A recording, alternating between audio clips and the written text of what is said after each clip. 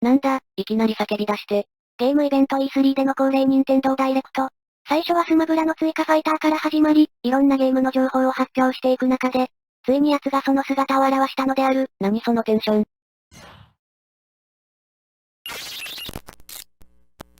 メトロイドドレッド。サムスリターンズから4年ぶりのメトロイド最新作が発表されたよ。おお、まだメトロイドは諦められてなかったんだな。でも、前に新作予定のプライム4がどうのこうのって言ってなかったっけ？プライム4に関しては忘れろ。一応、ドレッドが発表される前に、プライム4については何も情報を出せないことが触れられてたよ。鋭意開発中、とだけね。コンセプトアートの1枚も出てこないあたり結構難航してるのかね。どうだろうね。今回のドレッドもそうだけど、ほぼ前情報が何もない状態でいきなり出てくるのがお家芸みたいになってるからね。だから事前情報って感じではあんまり出さない方針なのかもね。実際、今回発表されたドレッドも全く前情報がなくて、多分本気でこのタイトルの発表を予想していた人は少ないと思う。本気でってのは、実はこのメトロイドドレッドというタイトル、いろいろ曰く付きのタイトルでね。今回はメトロイド解説番外編、メトロイドドレッドとは何ぞやって感じで、今現在公開されている情報を簡単に整理してみようと思うよ。それはまあいいんだが、何かご不満かね？いや、2本目の動画で番外編ってどうなの？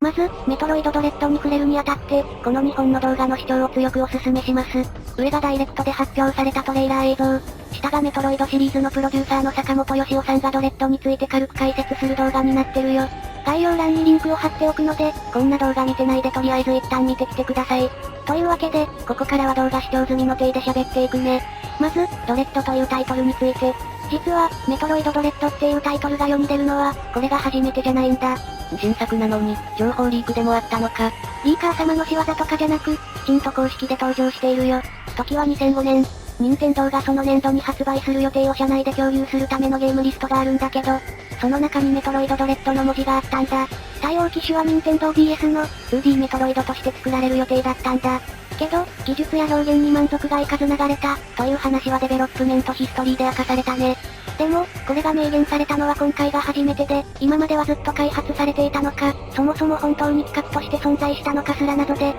ァンの中では噂話として有名になっていたよ。おおむね、過去に開発されようとしていたけど何かしらの理由で企画が立ち消えになって終わったっていう認識が多かったと思う。ただ、公式にはドレッドの存在も、開発状況なんかも一切明かされてはいないから完全に終わっているかもわかんなくて、任天堂ダイレクトが出るたびにメトロイドの新情報としてドレッドの情報を上げるユーザーもちらほらいたよ。ただ、月日が流れるにつれ本格的に立ち消え感が強くなって、半ばネタとして扱われるようになっていたんだ。さっき本気で予想した人が少ないって言ったのはこういう背景か。そんで誰も意識していなかったところにぶっ込んできたと。私ももちろん発表前から噂話としてのメトロイドドレッドの存在は知っていたけど、暗転してから出てくる赤いドレッドの文字に鳥肌立ったよ。新作が来たら嬉しいとは思ってたけど、まさかそれがドレッドの名を冠するとは微塵も思ってなかったからね。さて、そんな紆余曲折があって今回発表されたメトロイドドレッド。ここからはトレーラーやデベロップメントヒストリー、公式サイトで公開されている情報を整理していくよ。まず、トレーラー開始直後のメトロイド5という文字。今までのメトロイドシリーズをナンバリングとして扱うとこうなるんだけど、これ以外のタイトルは時系列的に前の話を後から出した仮メイク作品ばっかりだったんだ。だから、このメトロイド4にあたるフュージョンから実に18年ぶりの時系列的に最新のストーリー。それがメトロイド5、ドレッドとなるよ。次にサムスの姿。私はスマブラのサムスしか知らんけど、随分と雰囲気が違うよな。今までのサムスといえば基本的に赤いヘルメットにオレンジのパワードスーツ。作品によってアレンジがなされたり、パワーアップアイテムでスーツの色形が変わることはあるけど、基本はこれ。けど、今回のサムスのデザインは誰が見ても別物だとわかるね。赤いヘルメットとかアームキャノンとか、シルエットは一緒だけど体の色がだいぶ変わってるな。そうだね、細かい点に触れていくとキリがないので今は大雑把に触れるけど、肩から金線衣みたいなのが見えてるのも特徴的だね。今までのスーツは基本的にパワードアーマー、機械的な衣装が強かったんだけど、今回のスーツは機械的な中に有機的なデザインが盛り込まれているね。これは、時系列的な前作にあたるメトロイドフュージョンにも通ずる部分があってね。フュージョンのサムスはとある事故が原因でいつものスーツを使えず、アーマーを切り取った裏地みたいなスーツだったんだ。これもさっきのアーマー前としたスーツからは随分と離れた異質なデザインだね。おまけに、フュージョンのスーツにはメトロイドの3つの核の衣装が背中にあるんだけど、ドレッドのスーツにも、フュージョンほどはっきりではないけど3つの丸いモールドを確認できるよ。これらの理由で、フュージョンのスーツが何かしらの改造されたのがドレッドのスーツかな、と考えているよ。そんなこんなでデザインが一新されたサムス。基本的なアクションは2017年発売のメトロイドサムスリターンズと同様。ちなみに、開発もサムスリターンズと同じマーキュリースチームが担当しているよ。サムスリターンズで新規アクションとして追加されたメレーカウンターが続投しているね。さらに新アクションとしてスライディング、スパイダーマグネット、ファントムクロークの3つが公開されたよ。スライディングはそのまま、スライディングで狭い通路を通れるみたいだね。余談だけど、メトロイドシリーズではザーエムで限定的にスライディングを使える場面があったよ。次にスパイダーマグネット。これは今までにあったスパイダーボールのように、特殊な壁に貼り付けるようになるみたいだね。フュージョンの中には一部よじ登れる壁があったんだけど、それをアイテム化したようなイメージだね。そしてファントムクロークは光学迷彩。今作はエミーという敵から逃げることが大きな要素としてプッシュされていて、エミーの死角に入ってしまうと執拗に追いかけ回されるみたいだね。それを回避するためのアクションがこのファントムクローク。映像を見る限り、制限ありの透明化で発動中はエミーの視界に入っても発見状態にならないみたい。確かに、発動中はゲージが減っているな。時間なのか、エオンみたいに何か必要なエネルギーがあるのか、とにかく無限に使うことはできなさそうだね。さて、話題に出てきた質疑はエミーについてだ。エミーは銀河連邦が開発した調査ロボットで、とりあえず7体存在しているみたい。銀河連邦ってどなた？サムスの協力者、かな。なんで協力者の作ったロボットに追いかけ回されるんだ？なんでサムスに敵対しているかはまだ明かされていないんだけど、フュージョンでの一件の後、全く別の星から X の存在を示す映像が連邦に送られてきたみたい。X ってのはフュージョンの物語の核になるヤバい生物ね。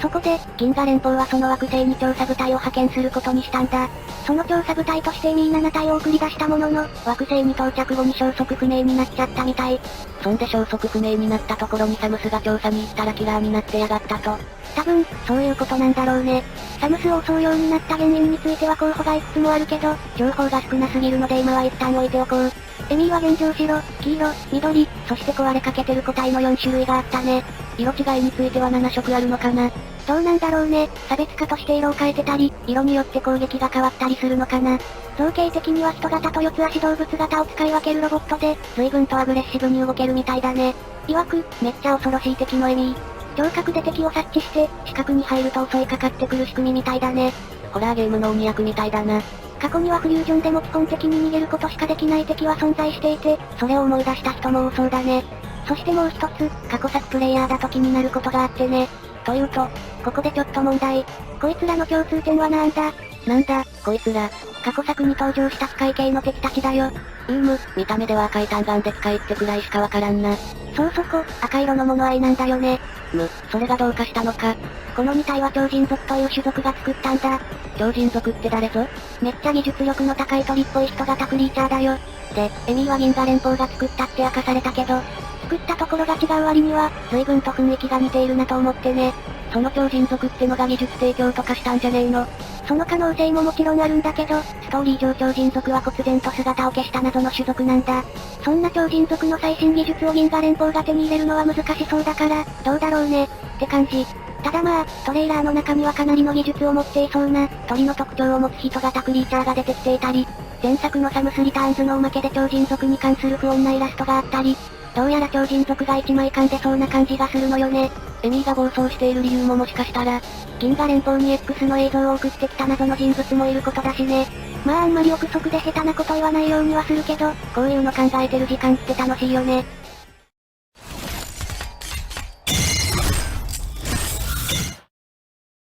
短いけど今回はこの辺で、随分とあっさりなんだな。本当はもっといっぱい触れたいところがあったんだけど、細かすぎるとメトロイドファンにしか伝わらない内容になっちゃうからね。坂本さんも言ってたけど、メトロイドファンのためだけの作品ではなくて初見の人も大歓迎なので、とっつきにくいなら、私の動画で少しでも興味を持ってもらえたらなぁなんて。とかそれっぽいこと言ってるけど本音は、クソザコゴミクス。ダイレクトの発表があった直後にすぐパソコンに向かって勢いのままに編集を始めたけど、それから19時間くらいぶっ続けで編集してたからね。もう明らかに頭が回ってないのが自分でもわかる。前半割と細々した編集とかしてたのに後半一気に大味になったもんな。本当に発表直後に公開された情報をまとめて、ちょっと自分の考えつけただけのちんけな動画になっちゃった。特にメトロイドガチ勢からしてみれば到底満足のいく動画ではないだろうけど、申し訳ない。多分、ガチ考察動画とかは他のメトロイドプレイヤーや解説者さんが上げてくれるはずさ。最後に思いっきりぶん投げていく。ほら、一応私の動画のコンセプトはメトロイド知らない人に見てもらって興味を持ってもらうことだから。などと供述しており。うちじゃないもん、ほんとだもん。とまあ、なんかグダグダになってしまいましたが、とりあえず、なかなか編集を進めることができない私が勢いで動画1本作るくらいには、ドレッドに期待しております。完全新規のストーリー、超人族やアダムの存在、メトロイドとサムスの因縁に終止符が打たれると銘打っていたり、その割にメトロイドについてはビジュアルがまだ解禁されてなかったり、そもそもメトロイドが作中に出てくるのかすらわからなかったり、興味は尽きない作品ですね。さっきも言いましたが、特に近年の作品はメトロイドを知らなくても楽しめます。もちろん、作品を知れば知るほど面白さが増していきますが、その入り口としてもいいゲームになることを期待しておりますよ。強引にまとめたな。もう私の言語屋は3時間くらい前から機能停止しているのだ。とにかく新作のメトロイド嬉しい、楽しみ、絶対買ってプレイする。そんな動画でございました。拙い説明ばっかりで済まなかったんだぜ。もうちょっと落ち着いたり新しい情報がまたちゃんとまとめたいね。とまあ、こんなところで締めとさせていただきとうございます。ご視聴、お疲れ様でした。次の解説はまだ先になりそうだってよ。すまぬ。